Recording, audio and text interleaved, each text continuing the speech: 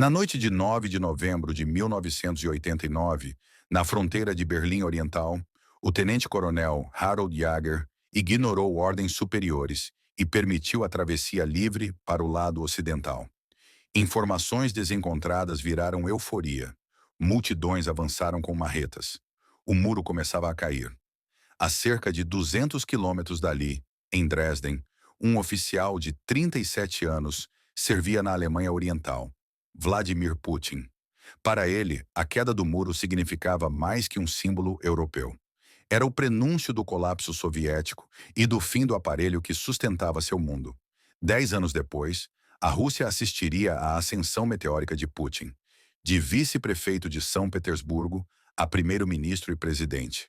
Ele surgia como encarnação de vigor e pragmatismo, prometendo devolver glória e vingar um orgulho ferido, num país ainda traumatizado. Em março de 2024, Putin foi reeleito para um quinto mandato com 88% dos votos. A permanência no poder virou parte do retrato. O homem que saiu do anonimato internacional no ano 2000 já estava há poucos anos de superar Stalin em longevidade. Em maio de 2000, um político pouco conhecido fora da Rússia chegava ao topo carregando perguntas. Uma delas parecia banal. Por que Putin caminhava com o braço direito rígido? Entre especulações de AVC e Parkinson, emergiu a explicação apelidada de Marcha do Pistoleiro.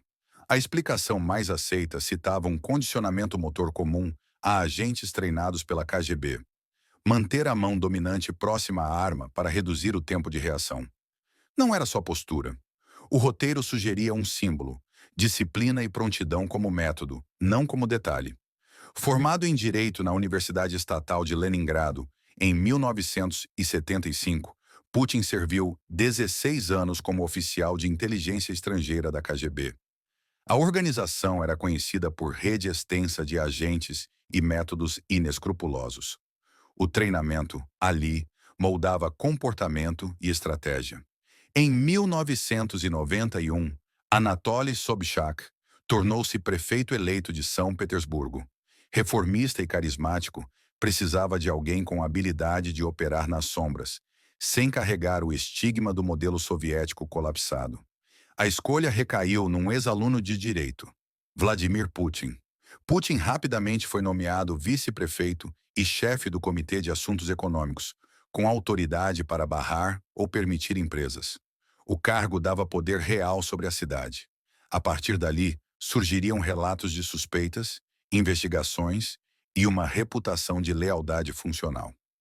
Um investigador de polícia, Andrei Zhikov, teria descoberto que uma empreiteira chamada Vinci Trust, registrada pelo comitê liderado por Putin, recebeu dinheiro para obras que nunca saíram do papel. O que teria saído do papel, segundo investigações, foi uma vila de férias. A narrativa aponta a Espanha como destino dessa vila e sugere desvio de recursos. Em 1997, quando uma investigação criminal mirando Sobchak foi instaurada, ele sofreu um súbito ataque cardíaco. Semanas depois, reapareceu em Paris, gozando de perfeita saúde, segundo relatos. Ksenia Sobchak, filha de Anatoly, disse que Putin teria confessado em 2018 ter armado a fuga do pai do hospital em jato particular para evitar prisão. Ao mesmo tempo, a Rússia pós-soviética cambaleava sob Boris Yeltsin, desmoralizado por corrupção e alcoolismo. Com rejeição crescente e risco de investigações, Yeltsin precisava de um sucessor que o protegesse. O oligarca Boris Berezovsky teria lembrado de Putin, conhecido por lealdade extrema em São Petersburgo. Em 1999, a aposta, torná-lo primeiro-ministro e herdeiro político. Berezovsky teria voado à cidade francesa de Biarritz, onde Putin estava com a família, oferecendo o cargo e apoio. Segundo o biógrafo Philip Short, Putin ficou surpreso e hesitou por horas. Aceitar era apenas o início.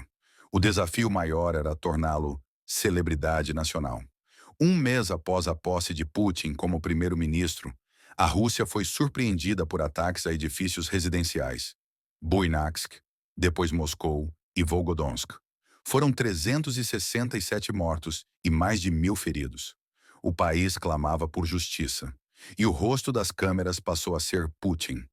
Putin encarnou vigor e comando na televisão, contrastando com a imagem de fraqueza atribuída a Yeltsin. O governo apontou separatistas chechenos como culpados com base em telefonemas anônimos e interrogatórios inconclusivos, sem prova substancial apresentada. A acusação serviu de estopim para a Segunda Guerra da Chechênia. Em 1996, Yeltsin havia decretado cessar-fogo. Em 1999, Putin teria encontrado o pretexto para vingar o povo russo. Enquanto militares e civis morriam, sua popularidade crescia em ritmo acelerado. Poucos meses bastaram para Yeltsin renunciar. Em 31 de dezembro de 1999, Putin foi alçado a presidente interino. Em março de 2000, venceu a eleição. O roteiro afirma que a autoria dos atentados permanece incerta e que pistas foram destruídas pelo governo russo. O texto lista mortes de figuras ligadas a investigações. Sergei Yushchenkov, morto a tiros em 2003. Anna Politkovskaya, assassinada em 2006. E Alexander Litvinenko, envenenado em 2006. A sequência dá ao episódio contornos de dossiê, não de coincidência. Em 23 de setembro de 1999, outra tentativa de ataque em Ryazan teria sido frustrada pela polícia local, que capturou suspeitos instalando explosivos. Os detidos confessaram ser agentes do FSB, sucessor da KGB. E o dirigente máximo do FSB, segundo o roteiro, era Putin. Em janeiro de 2000, já presidente interino, Putin concedeu a Yeltsin imunidade contra processos, prisão e interrogatório. O gesto final de lealdade completava a transição. O homem carregado ao Kremlin nos ombros dos poderosos estaria livre para operar agora em favor próprio. Segundo Philip Short, Putin seria um homem de muitos rostos, moldando-se para projetar a imagem mais útil. O Ocidente queria modernização, compromisso liberal e integração. Putin ofereceu afagos e promessas, vestindo o personagem de líder esclarecido, enquanto consolidava controle interno. Em fevereiro de 2003, Mikhail Khodorkovsky, então o homem mais rico da Rússia, cobrou de Putin transição para regras institucionais e fim do modelo corrupto. Depois foi detido e levado a julgamentos descritos como caóticos, com acusações construídas retroativamente. Khodorkovsky passou 10 anos preso. Sua empresa foi multada em 27 bilhões de dólares, levada à falência e teve ativos transferidos para petrolíferas estatais. A mensagem ficou clara. Oposição e independência econômica seriam atividades de alto risco sob a nova arquitetura do poder. Estima que pelo menos 11 pessoas entre políticos, ativistas e jornalistas críticos foram assassinadas desde a chegada de Putin ao poder. Também descreve uma guerra contra a mídia independente, restrições legais, prisão e assassinatos. No ranking de liberdade de imprensa, a Rússia aparece em 162º. Com vozes dissidentes sufocadas, Putin foi reeleito em 2004, elegeu Dmitry Medvedev em 2008 e retornou à presidência em 2012, permanecendo até hoje. Apesar de recuperação econômica inicial, a modernização prometida não ocorreu e condições de vida voltaram a declinar. O roteiro afirma que corrupção e privilégios continuaram concentrando riqueza num clube de oligarcas. À beira de novas crises, Putin passou a culpar o Ocidente. A Rússia teria sido roubada após o fim soviético, com territórios subtraídos. A retórica reanimou rivalidade histórica com a Europa. Em fevereiro de 2014, soldados russos disfarçados ocuparam a Crimeia e impuseram referendo. Apesar de 96,8% favoráveis, a ONU considerou ilegal e a anexação, em 18 de março de 2014, não foi reconhecida pela maior parte da comunidade internacional. A tomada administrativa da Crimeia inspirou movimentos separatistas no Donbas, com conflitos entre separatistas, paramilitares russos e forças ucranianas. Em 17 de julho de 2014, o voo MH17 da Malaysia Airlines foi atingido por míssil no leste da Ucrânia. matando 298 civis. O roteiro diz que um rebelde pró-Rússia foi identificado como autor do disparo, aumentando o rompimento entre Rússia e Ocidente. Ainda assim, recuar não entraria no vocabulário do Putin construído para o público interno. Avanço, ousadia e desafio, mesmo à custa de isolamento internacional. Em 21 de fevereiro de 2022, Putin reconheceu Donetsk e Lugansk como estados autônomos sob separatistas pró-Rússia.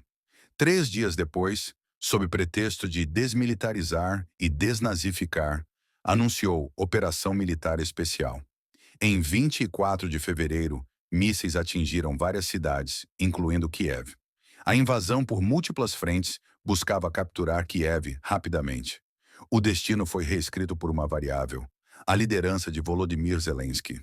Ex-ator e estreante na política, decretou lei marcial, mobilizou homens de 18 a 60 anos e permaneceu em Kiev sob risco. Zelensky trocou terno por camiseta verde militar e incorporou orgulho patriótico, angariando apoio dos Estados Unidos e potências europeias. Auxílios bilionários e armamentos modernos ajudaram a Ucrânia a reverter vantagem russa. A guerra se prolongou sem perspectiva de desfecho, como descrito. O texto cita o The Wall Street Journal para estimar mais de 1 milhão de mortos ou feridos e descreve crise humanitária. Infraestrutura em ruínas. A ONU estimaria 40% da população sem acesso à água potável, gás e eletricidade. O custo geopolítico se tornou global. Putin foi alvo de sanções, boicotes e condenado no Tribunal Penal Internacional de Haia por crimes de guerra, segundo o roteiro. Expulso de círculos de cortesia diplomática europeia e americana, teria buscado alianças com países na lista negra do Ocidente, aprofundando um eixo de potências. Em 2022, Putin e Xi Jinping lançaram declaração de parceria sem limites, celebrada pela imprensa estatal chinesa como nova era internacional. Em junho de 2024, Putin visitou a Coreia do Norte e assinou com Kim Jong-un um acordo de proteção mútua em caso de ataque. O ex-oficial da KGB, que se dispôs a tudo para consolidar poder, chega ao 5º mandato com protagonismo maior do que poderia imaginar. Além de líder da Rússia, torna-se peça central numa possível ruptura da ordem mundial. E o método que o formou volta a ditar o preço. A face oculta de Putin, no fim, não é apenas o homem, mas a engrenagem. Medo, oportunidade, controle e narrativa. De Berlim a Kiev, o fio condutor é a transformação de crises em degraus. A pergunta que sobra é simples: quem se torna inevitável amanhã?